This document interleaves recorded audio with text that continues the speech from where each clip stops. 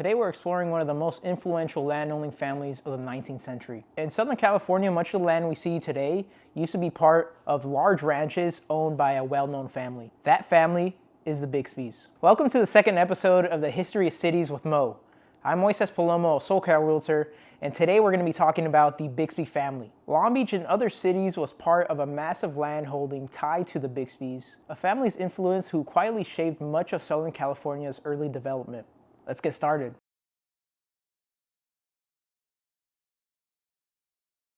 The Bixbys didn't start off with gold in their pockets or a map to California. It started back in the 1600s with Joseph Bixby, the first Bixby in America. Joseph settled in Puritan, Massachusetts with his wife, Sarah Hurd, farming the land quietly. No crowns, no castles, just hard work and steady hands. Traits that were carried on by his descendants for over 200 years. By the mid-1800s, the East was already crowded and the land was expensive. And the gold rush drew thousands to California, all chasing gold and the promise of a fresh start. Like many ambitious families, the Bixbys headed west, where ranching and land ownership started booming.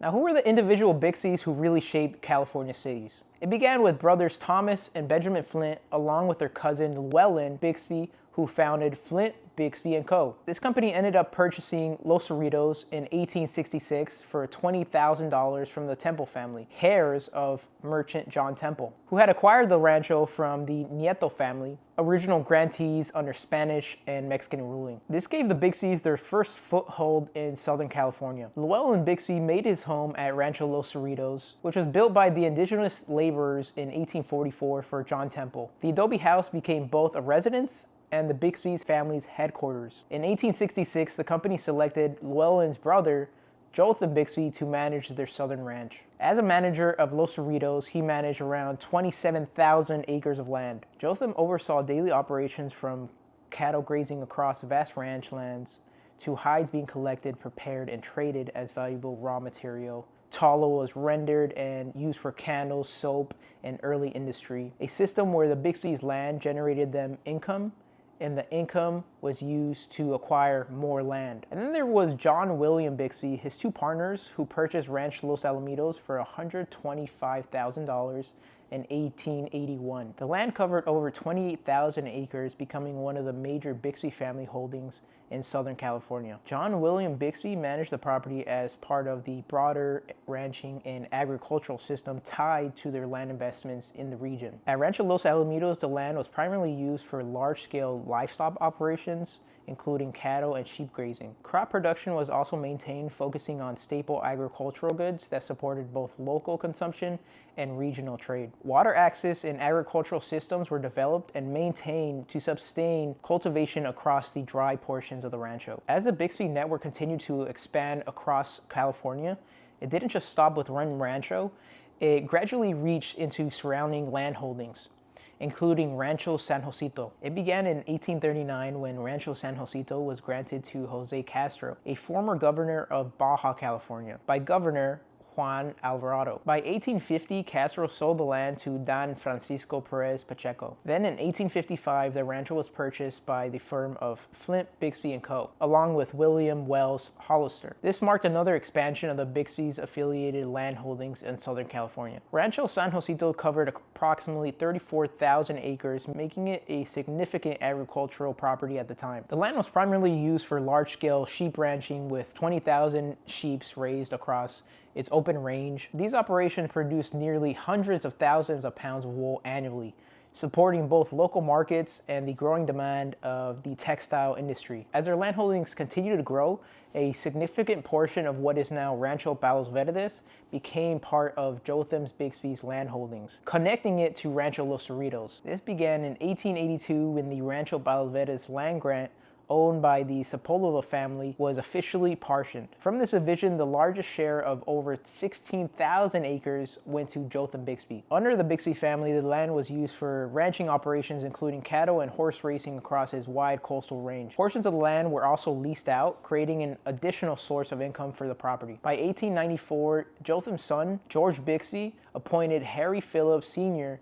to manage the ranch, ensuring the day-to-day operations continued as the family's holdings grew even more. Beyond these ranchos, the Bixby family's influence continued through other land holdings and companies, with members of the Bixby and Flint families who established a network of land companies across California. Through the 19th century, they formed firms such as Flint, Bixby and Company, J. Bixby and Company, and J.W. Bixby and Company. Alongside these were land-focused corporations like the Alamitos Land Company and the Bixby Land Company. A lot of companies in the mix. Together, these companies controlled vast areas of California real estate, much of it originating from former Mexican land grants. Through this system, the Bixby family was able to manage, develop, and expand their land holdings across multiple regions at the same time.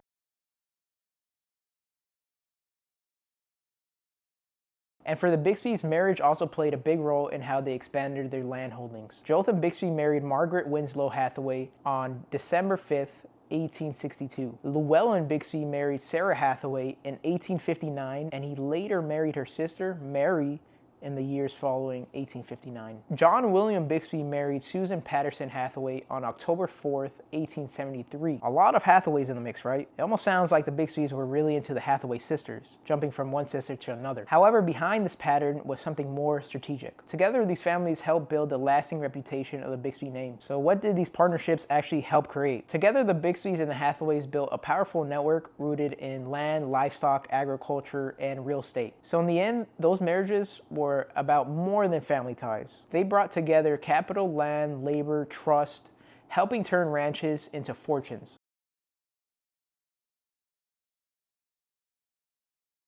So eventually, what happened to all this land? In the late 1880s, Southern California's land boom accelerated demand for property, and areas like Los Cerritos became central to this growth, driven by rising migration and heavy land speculation. The expansion of rail networks, including the Southern Pacific Railroad, made coastal areas like Long Beach more accessible to buyers and settlers, was encouraging a rapid development and subdivision of large land tracts. As a result, investors and developers quickly turned ranch and agricultural lands into planned towns and residential lots. By 1885, the boom began to collapse due to excessive land speculation and overextended investments. As demand slowed down and confidence in the market weakened, land values dropped sharply across Southern California. Many developments stalled and were abandoned altogether, leaving subdivisions unfinished and investors struggling to recover their losses. However, the rail lines and early settlements established during this period of time became the foundation for the region's long-term growth.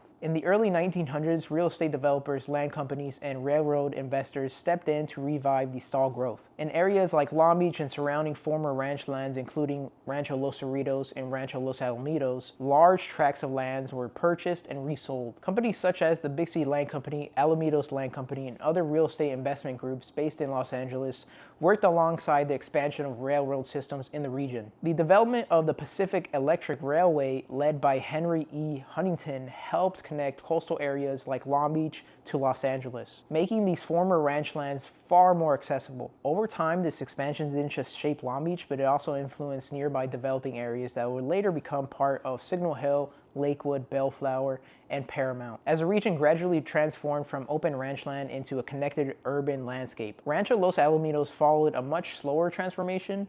By the early 1900s, nearby land around what is now Long Beach and Seal Beach was starting to see residential and agricultural change. Areas around Los Alamitos, Cypress, and Seal Beach gradually shifted from agricultural land to suburban communities. However, despite this growth, much of Rancho Los Alamitos remained preserved longer than most nearby ranchos.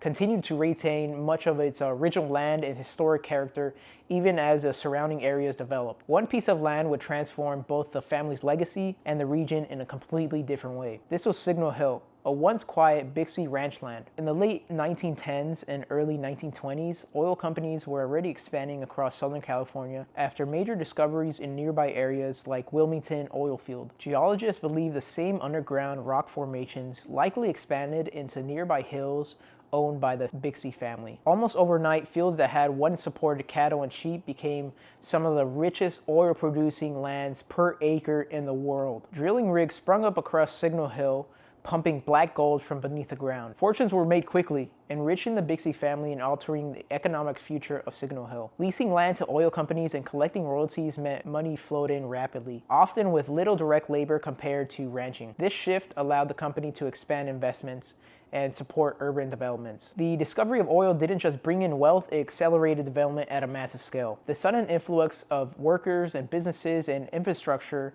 turned the land into a dense and active economic zone almost overnight. Housing demand increased, roads expanded, and commercial districts began to form in Signal Hill. Over time, oil profits helped fuel broader growth in Long Beach and surrounding areas. Combined with post-World War suburban growth and a booming port, thriving communities, these changes helped shape Long Beach into the major coastal city it is today.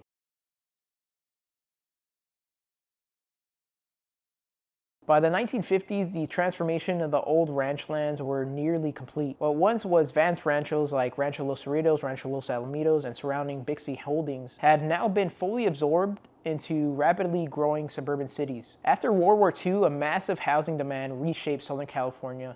Returning veterans supported by federal housing programs fueled one of the largest suburban expansions in American history. Entire communities were almost built overnight. Former ranch and agricultural lands were subdivided into planned neighborhoods, giving rises to cities like Long Beach, Lakewood, Bellflower, and Cerritos, then still known for its agricultural roots. By this time, oil production in places like Signal Hill and Wilmington was still active, but it was no longer the dominant force of shaping the land. Instead, housing, freeways, and the city infrastructure had taken over, defining how the region functioned and expanded. Around the 1970s, the final phase of transformation had taken place. Nearly all former ranch lands had been fully integrated into modern city systems, no longer existing as ranches or open agricultural states, but as structured urban and industrial zones. The rise of freeway networks connected these communities even more tightly to the greater Los Angeles region, reinforcing the role as part of a larger metropolitan system. At the time, the importance of oil production began to decline as environmental concerns grew and urban development expanded further into former drilling areas. Meanwhile, the port of Long Beach continued its expansion, becoming one of the most important shipping hubs in the United States. This transformed former coastal ranch land into industrial and global trade infrastructure. And through all of this, the Bixby family's role wasn't to directly build cities. It was in holding, leasing, and strategically selling land over time, which allowed these large-scale developments to eventually take place.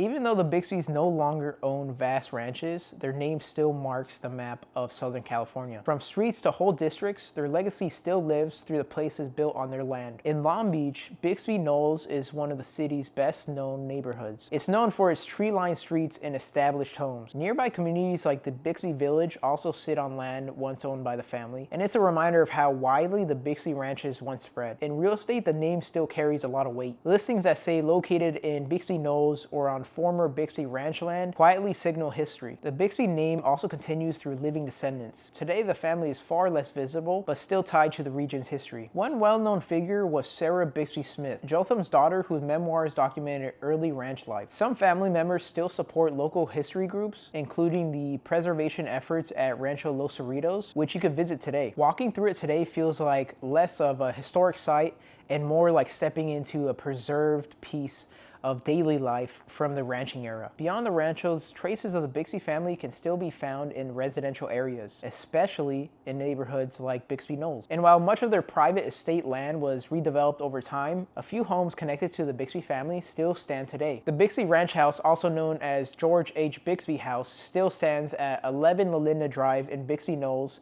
in Long Beach, which has been previously listed over the past couple years. And beyond these preserved homes, several homes once built for descendants of the family still remain, though many of them now sit quietly among ordinary residential streets, with most people passing by unaware of their connection to one of Southern California's founding land dynasties. The story of the Bixbys is really a story about land, from its steady beginnings as ranchos and vast farmlands to iconic landmarks in the neighborhoods of Long Beach. The Bixby family's history shows how a single family's decision can echo for centuries, shaping cities, economies, and history. Thank you for watching the story of the Bixbys in Long Beach. I'm Moises Palomo, a SoCal realtor, and I love the history of homes, and we'll be happy to help you if you're looking to buy or sell a historic home. If you'd like to learn more about the home buying process or home selling process in Southern California, feel free to send me a text. You could also click the link in my description to tell me more about your situation, and we can set up a time to chat. Next up, we'll be exploring the iconic neighborhood of Los Cerritos. Stay tuned.